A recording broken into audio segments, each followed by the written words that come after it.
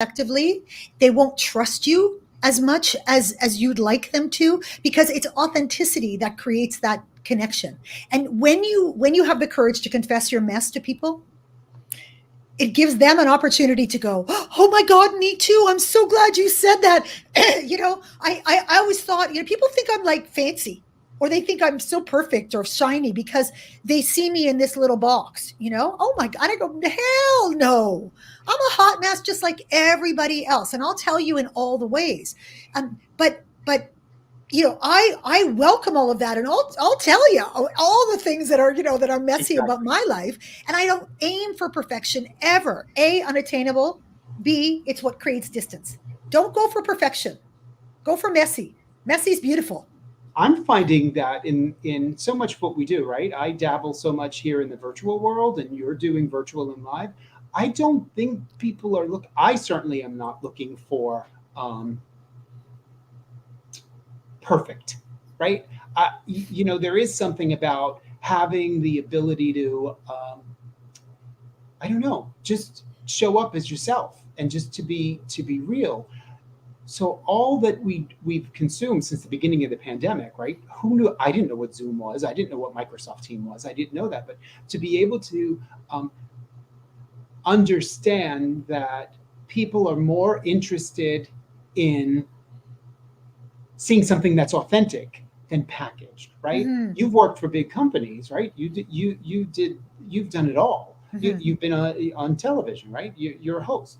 Hostess? I don't know what's the right word. Host. Yeah. Well, So one of the things that I crave is not the packaged, right? Mm-hmm. When you're seeing something isn't 100% right, and when the person is real, that is what really makes a difference. Yeah, I think people confuse professionalism with perfection somehow, like you want to be professional. Professional is great because it shows that you're taking things seriously. I don't take myself seriously. I take what I do very seriously. Right. And so when I show up, I want to make sure that I am being professional. And the way that I define it, everyone can define it differently. It means I'm not in my underpants. But I don't give a shit what other people want me to wear, but I'm not in my underpants. I'm accountable. I'm respectful of the environment and of other people. Respectful. I never intend to disrespect or to offend anybody, but people go and take offense. So if they take offense, I go, hey, it was not my intention, and I don't apologize for it. I go, not my intention. You got to be accountable for your own level of tolerance or intolerance. That's other people, right? And it's about doing your best work, bringing everything you are to the party. That's what being professional is. It's not like, oh, I was just feeling really relaxed today, so I want to be authentic. No, suck it out, buttercup. You got a job to do. Do your job. But it's okay to say, man, I'm really tired today. Like, whew. It's okay to say that. The best thing about, speaking to you and knowing you, you honestly do something that I wish I was able to do. And that is give direct feedback, right? Yeah. It's all about kindness for me. Yeah. But me too. Me too. Right. But anything that was the slightest bit more difficult, mm-hmm. you'd hold back. Yeah. I've learned in the last couple of years, the worst thing you could do is to be nice for nice sake. Mm-hmm. Listen, you cannot be for everyone in this life, first of all. You got to accept that. At some point in your life, you have to accept you cannot be for everyone. And that is perfectly okay. Right? And then it becomes about your intention. The keys to swagger are truth, intention, and self-belief. And we, when it comes to kind of doing our good work in the world, we want to be able to give people feedback. We don't want to criticize them. There's a big difference between criticism and feedback. Feedback is designed to genuinely help the other person to be the best that they can be. So because it's done with generosity of spirit, you can be very, very direct, but you want to be actionable and practical. Say, okay, so like I said to you before the thing, I was like, hey, Will, like I love your face. Your face is so gorgeous. But because you don't have a lot of have a lot of front light, I don't get to see your gorgeous face. So when I give you that feedback and I say, I want to see your gorgeous face, you got to front light you're not going, oh, she hates me. No, She's mean not to at all. me. She's like, oh, they're like, what? Right. So it's about your intention. Why are you giving that feedback? And it has to be genuinely, authentically to make the other person better, never to make yourself feel smarter, never to make Right. yourself feel bigger, or to make somebody else smaller so that you can feel bigger. That's not cool. No bueno. Yeah, no, I just love everything about your vibe, and I can't even believe that you're here with me today. It's Oh, just great. shut up. I'm looking here in the chat, and we've got some real folks in this chat. They are huge. They've become big friends of mine, right? Here I am in New York. I was down in Brazil, and now I'm friends with you up in Canada and people all over the world. There's a community of people out there that really bring it on. My friend Joseph, or my brother from another mother kind of guy, Joseph, he's all about the swagger, and I've got kindness gurus out there. I really want to hear from them in the chat. And I think Yes. some people I think didn't see the beginning of the broadcast, but I'm sure it'll be on the replay. So I'm just going to check in, see who's with us. Florence Love, her name says it all. Oh, yeah. Wonderful. Got to follow her. Please, everybody, just drop your questions in the chat. We've got Robert. He does a great broadcast. He's just phenomenal. David Hansen, welcome. He's the kindness king of California for sure. Juana, good to see you. Great Hi, to have Juana. you here today. Now, this is Joseph. I have a brother, Joseph, who runs from social media. He won't take photos with me. So I've adopted Joseph down in Florida, and he's like my brother, and he's all about the energy. Just kind of love him. I'm expecting a question from you, Joseph, in the comments. Jason's another really good guy. So we've introduced a bunch of folks here. I really want the group here, because this is not a shy group, right? Yeah, no. One of the things I love about the interaction on LinkedIn is that people really show up and engage. And you people can ask me anything. And when I open that invitation, I mean, you can ask me anything, and I will answer to the best of my ability. So one of the things that I ask you is what, because when I grow up, I want to be you, and I want to figure out, right, up my game, be out there. I want to be speaking. I really want to use my presence to motivate others. Mm-hmm. And you do that. Well, you already do, just so you know. So I'm working at it, because I was just kind of not doing that for a long time, because I was always fearful of saying the wrong thing, or my words were always watched, or whatever baggage I carried. Yeah. I'm coming into my own. I want to write books. I want to do what you do. Yep. Tell us, how did you just decide? You've had this wonderful career. You've done all these great things. Did you just say, or did someone tell you, write a book? Well, I How knew did it come to be? I knew I wanted to extend beyond the rooms that I was in, because it's limited. You can only have so many people in an audience. You could only have so many people in a training room. And I was like, if it's helping all of these people, I could be helping more people, right? That's my thing. I'm all about unleashing human potential. It's all I care about. And I had such amazing stories from all of these years that I've been doing this that were proof of concept. Plus the fact that because I come from a training background, I was like, I've never been a fan of those books that are just pure inspiration, because that's lovely and everything. Who doesn't want to be inspired? But then what do? I wanted it to be doable, actionable. I wanted to kind of be a Sherpa for swagger. And so when I had all these pieces, like I can take people through the process of unleashing their swagger step by step by step. I can help them to recognize the barriers. I can include exercises. I can use all these inspirational stories. And then, it goes out into the world, and it's going to help people that I couldn't possibly reach because their corporate environments aren't bringing people like me in. And how else do you get access to me, right? Unless you're at a conference or whatever. So that was kind of the inspiration to do it, was just to make it bigger. I'm so glad you did. We have our first question here. One of the first questions, David asks, how can introverts have swagger? I love that you asked that question. Okay, so swagger is not just about this full-on persona. It's not about that. It is about showing up exactly as you are. Swagger manifests differently for everyone. And for introverts, the beautiful thing is that when an introvert has swagger, people shut up and lean in because it radiates off them. Introversion is, as I don't know, for anybody who knows or doesn't know, introversion is not synonymous with shyness. And if you imagine that it is, you need to get over that, because I it's always not about confuse that. the two. Yeah, It's not about being shy. It's about how you lose and gain energy. What is comfortable for you? And the problem for a lot of introverts is that when they have to kind of switch that energy on and make noise in a room or pull focus or whatever, it's draining for them. It's exhausting. So introverts can take up as much space as extroverts, but they have to plan for what they're going to do after, because they're going to need to have a little lie down. They can't, you can't do it back to back to back to back meetings. Right. You can't, whatever. So you have to pick and choose as an introvert. When am I going to speak my truth? When is this important? Right? It's about dialing up the intensity, not the volume. Right. So the beautiful thing is too, is that as an introvert, when you put your hand up and say, I want to speak now, people usually go, oh shit, he, she, they don't usually speak, or they don't speak as often. Listen. So we better listen. Yeah. That's right. So, and the other superpower that introverts have is observation, because they are listening so much and they're watching. So introverts are incredibly powerful, and you can be a badass introvert, but don't use it as an excuse to be shy. Right. Because it's uncomfortable. It's going to be uncomfortable to change behaviors, for speaking up and putting your ideas out there and so on. But as an introvert, you have as much capacity to do that as an introvert do, but just plan a little lie down after. That's a great piece of advice. Jason has a question. Really, I think your energy always comes off the screen in,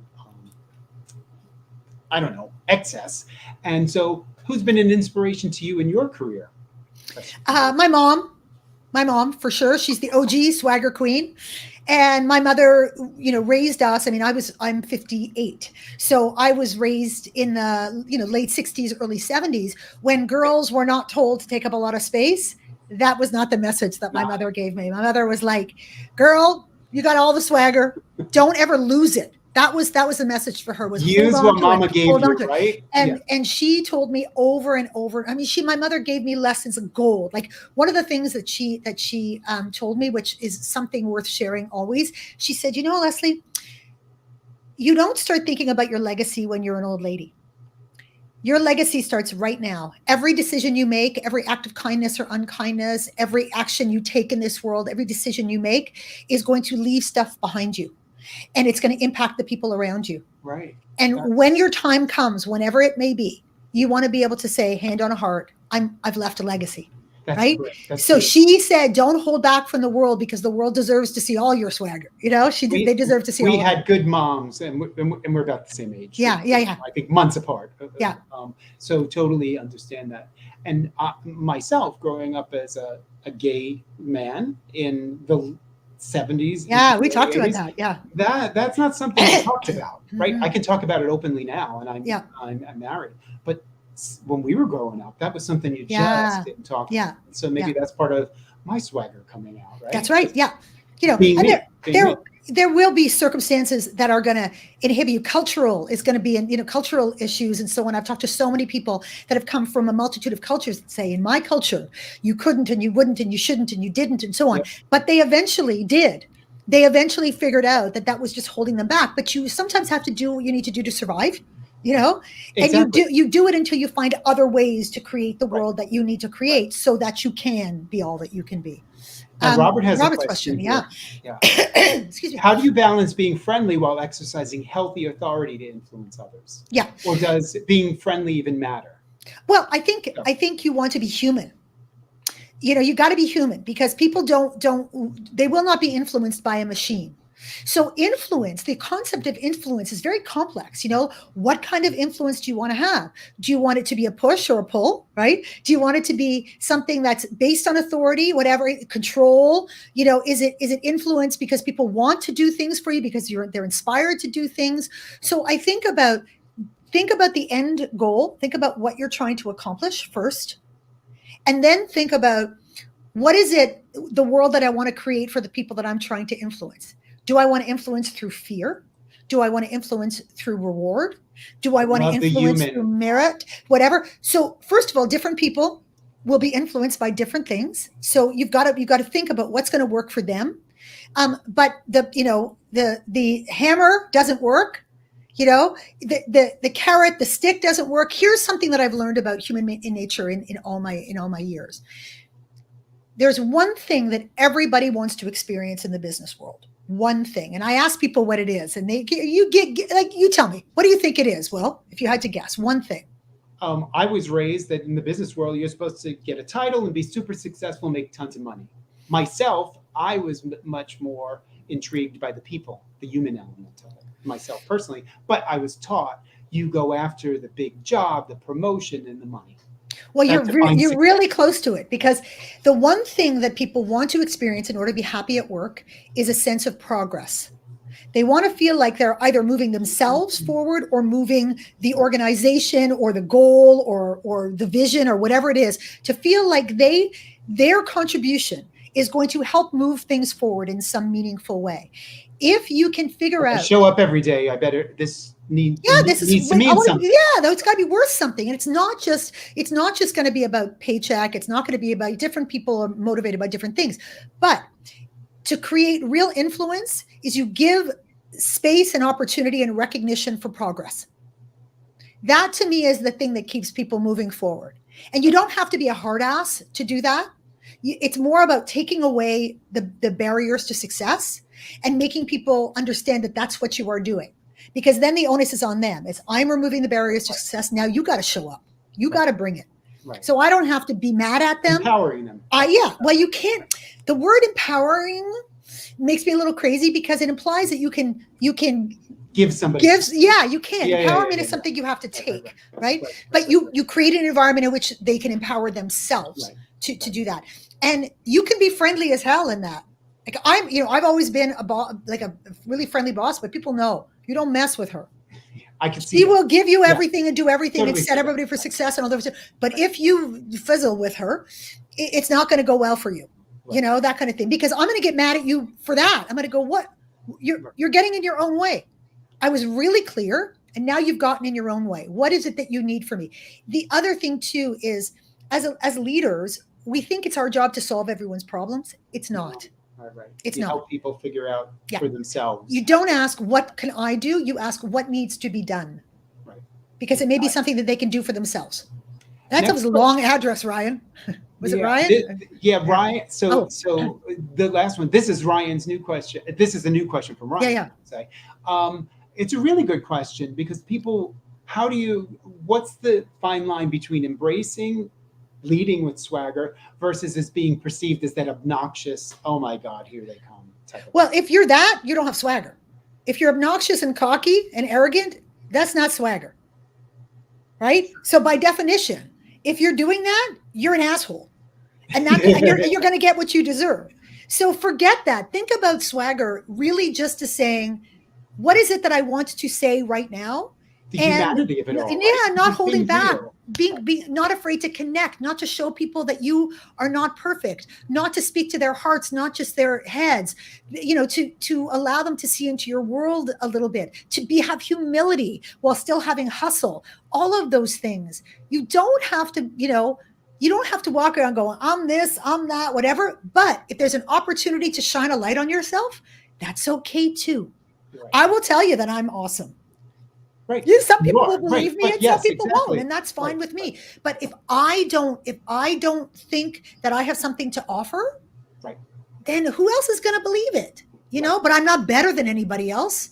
I'm not in any way, shape, or form. I'm not better than anybody else. Yeah, no, I agree. And I think you and I could imagine working with you, right, in the same corporation.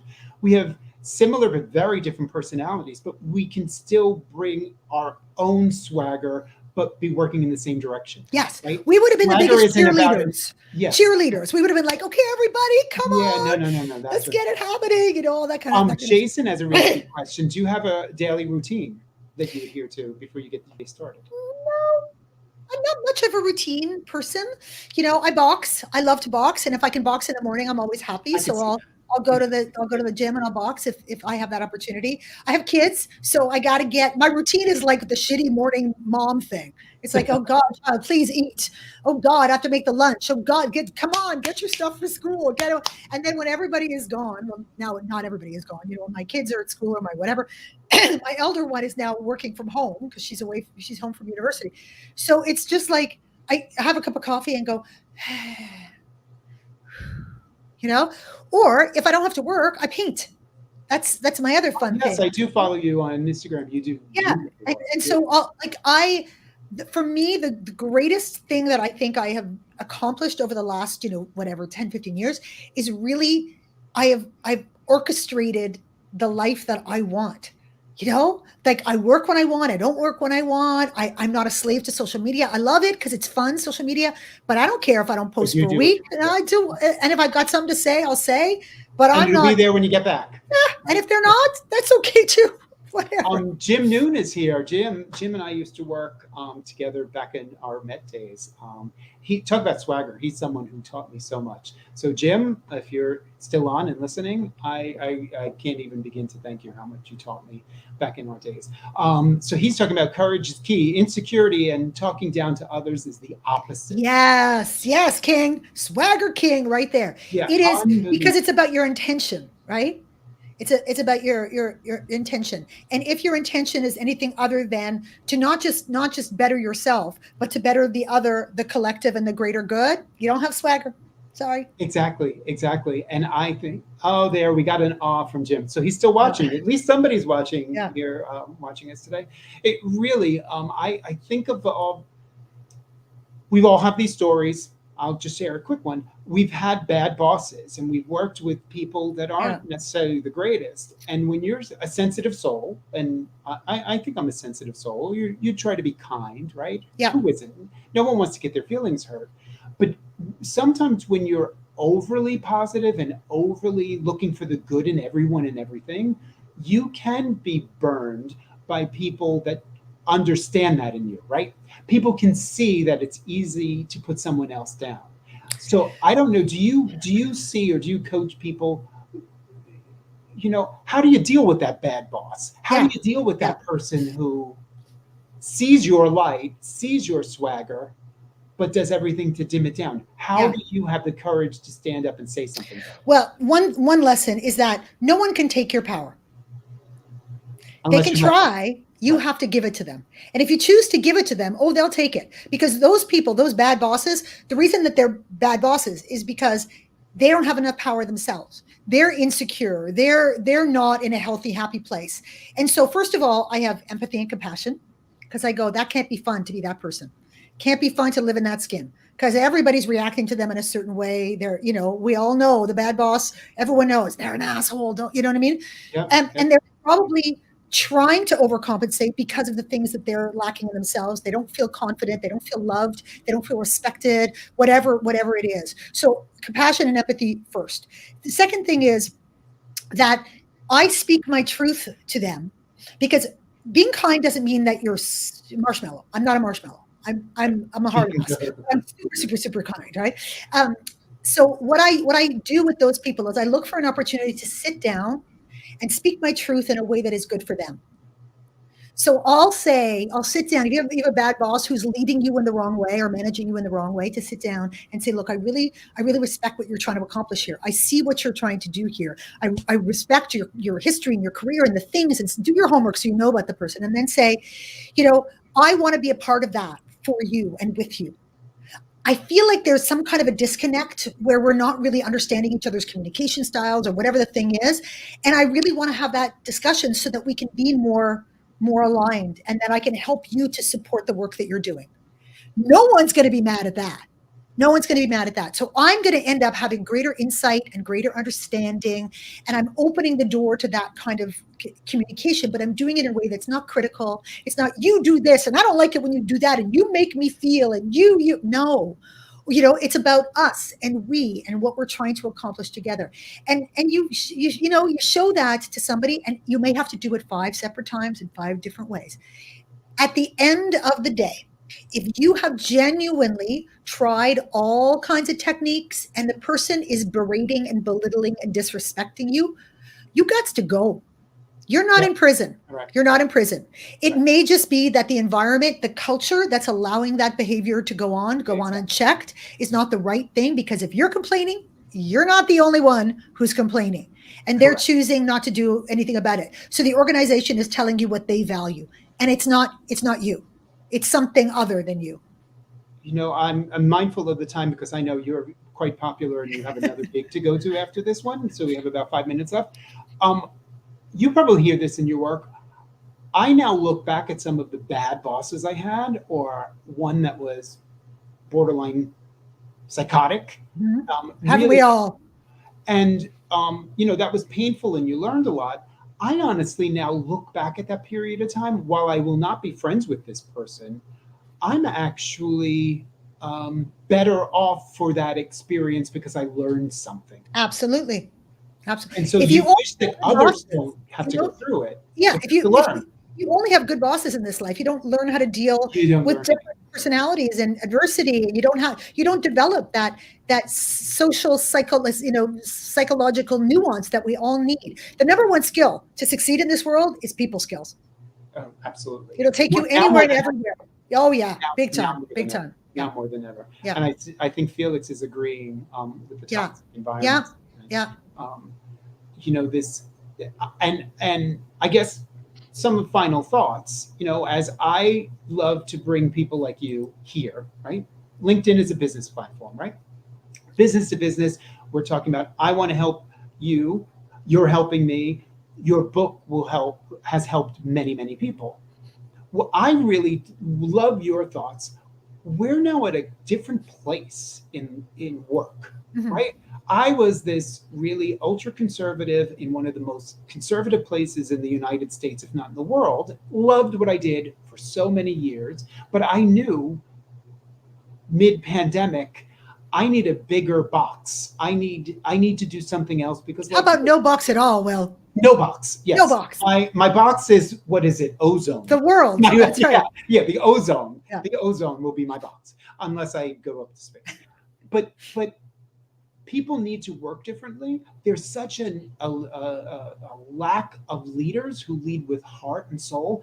The pandemic and reopening, being part of a team that reopened New York after months of lockdown, forever changed me. Mm. And I think that people want that kind of environment, need to go into that type of environment. But are you seeing that? That's my question.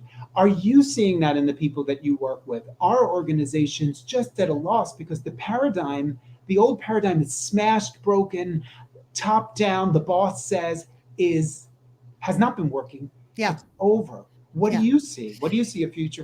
I mean, on the one hand, the one of the very few upsides of the pandemic is that we had no choice but to open our kimonos. Just to people were seeing into our worlds. We had to confess our mess. We had to talk about the challenges we were facing at home with children and partners and life and things and well-being and mental health and so on. And you can't put that genie back in the bottle. And those organizations that try to do that are failing miserably. Right. There's also this thing called balance. A lot of the organizations that I work with will talk about, well, what do we do about fully remote or hybrid or whatever? My feeling is that you have to do two things. You have to protect autonomy, but you also have to protect work culture. Because if you allow people, they'll all just stay home and stay disconnected. Right. If you force them to all come into the office, you're going to have this big thing, a big uproar. Resentment. Yeah. But you also need to protect your work culture, because if you don't, you will have none. And we still need to have it. So I've talked about, mandating, like, in the office 2 days a week, everyone comes in on the same days. Not that, everybody has to come in 2 days whenever they want, because we still don't have it. And on those 2 days, you plan and you schedule for those really critical cross-functional meetings and the things that you also need to be in the room for. You throw down lunch, you have some kind of, warm and that kind of thing, but you get a lot of stuff done. And then everyone goes back to their worlds. They get that work done. They move it forward. They meet again, they reset, and they go back. So that's what I'm finding is working for people. And it can be a little bit of you have to change back now a little bit. But we have to find something that works. And unfortunately, if we just say to everybody, well, you decide as an individual, then we lose that thing called work culture. And we don't want to lose that. That's critical to us. We all need our tribes, Right. and the work tribe is as important. Yeah, we need them. And so we got to find ways to still cultivate that and stuff. And left to their own devices, the introverts will opt out. The extroverts will all be running around in circles together. There's got to be some kind of mandate that is reasonable for people. Well, tell the group here who's watching this live or the replay later, how can they get their book? How can they get in touch with you? Because I really do. You've helped me so much. Oh. How can you help anybody watching this? Well, I spend my time, as I said, speaking. I'm a swagger coach too. So if anybody's looking for coaching, I have swagger coaching programs that are one-to-one with me, because that's my favorite thing to do. You can get my book on any good book platform, Amazon, Barnes and Noble, wherever you are. And you can find me at leslieem.com, LESLIEEHM.com. You can connect with me on LinkedIn. I'm at Leslie M, at Leslie M Speaks on Instagram. If you want to see my art, it's beautiful. It's, I recommend everybody the Leslie M. And if you ever want to purchase one of my paintings, I sell them in exchange for donations to inclusive charities. That's what I'm doing with my art, which makes me very happy. So you can find me at the Leslie M. That's only my art and my family. And come play with me on social, because I act a fool, and as Will knows, I will answer everybody who talks to me.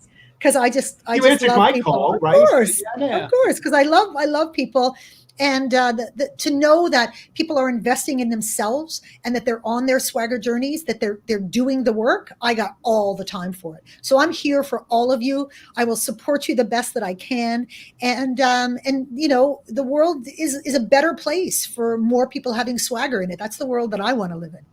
Well, you're my swagger goddess. I want to be you when I grow up. And I just appreciate it. And I'll put in the chat here for anybody watching live or on the replay, the links you just mentioned, so it's easier to find. So it's such a pleasure, Will. Such a pleasure. I want to have you back, and I'll have better lighting, and I'm going to blow it away. You won't even believe the swagger. I have no doubt, my friend. No doubt. No doubt. Thank you, and good luck on your next gig. I know you're minutes away from doing that. I really appreciate you. Okay, thanks everybody for joining us. Bye, everybody. Take care. Bye-bye.